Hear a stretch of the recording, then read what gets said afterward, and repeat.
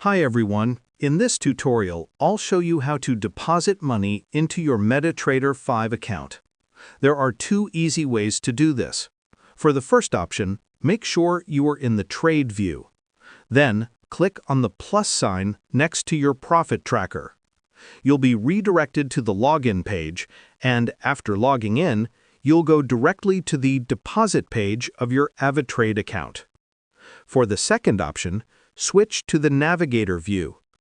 Click on the plus sign next to Accounts, select the relevant server, and expand it by clicking the plus sign again. Next, right-click on the account you wish to deposit into, and from the drop-down menu, select Deposit.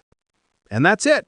Using either method, you can quickly deposit money into your Metatrader 5 account and continue trading with ease.